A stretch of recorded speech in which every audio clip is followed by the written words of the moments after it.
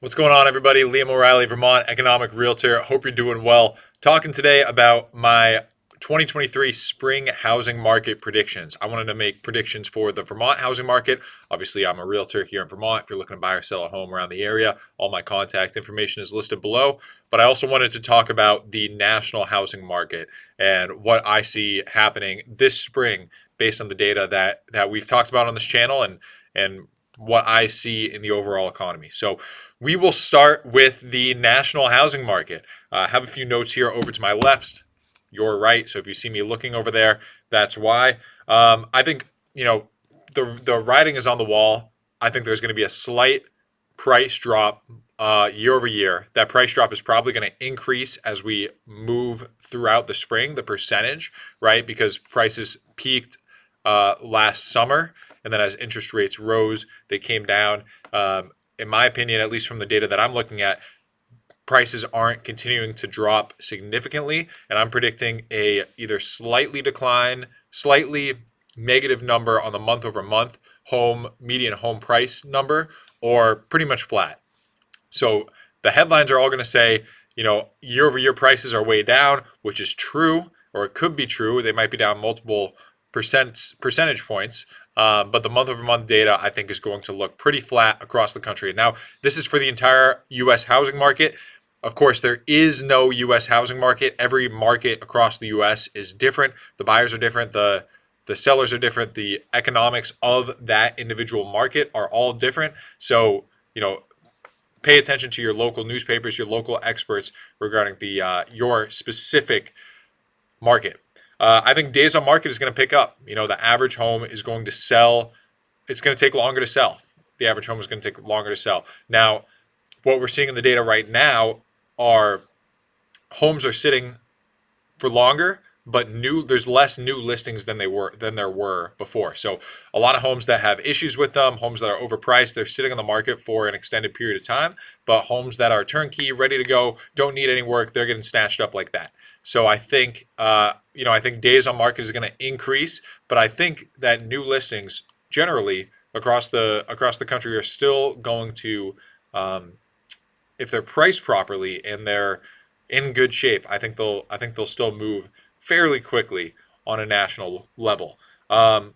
Months of supply is going to rise. I think going back on the days on market, months of supply, which is essentially the balance between buyers and sellers, that is going to increase in the spring here as more homes hit the market. I don't think I don't think we're going to see a major crash, at least not nationally in the spring here.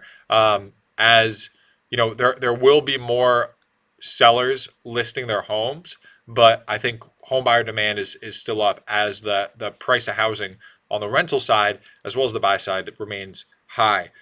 Something that I think is going to happen here in 2023. This isn't necessarily a spring prediction, but what I think is going to happen is I think the federal government is going to offer incentives for first-time home buyers and try to help out those who are struggling the most with affordability. You see it with the FHA lowering the mortgage insurance on FHA loans. That's meant to help first-time home buyers who are, primarily the people getting FHA financing.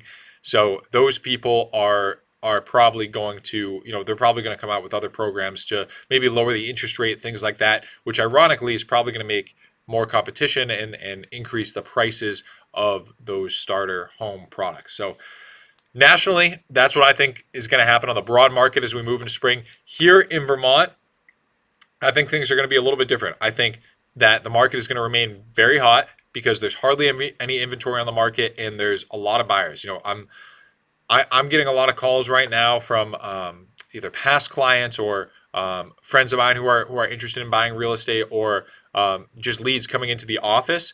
And there's still a lot of buyers out there, and there's a decent amount of sellers that are getting ready to sell as well. So I think we're still going to see multiple offer situations. Homes are still going to get snatched up quickly. Days of market, I think, might increase a little bit, especially for the homes that need some work.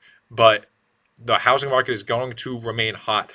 I think here in Vermont, around the Burlington area, we're going to see the median home price increase as we move into spring. I just think prices are still going to go up here, which is going to cause us to enter a sort of affordability crisis here in Vermont. So the you know the homes aren't going to be as affordable as they once were. Rents are high, and essentially you're going to need to make a decent income in order to afford housing here in Vermont, which I think is a real problem.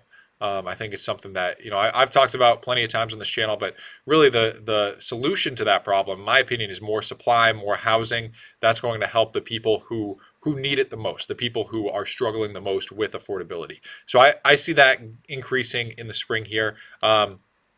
I think the number of transactions is going to increase from the uh, winter lows. There's hardly any inventory on the market. There's not going to be a ton of inventory in the spring. There's not going to be a ton of new listings, but there's going to be more than there were in the winter. And so, we're going to see sales start to pick up on a month over month basis.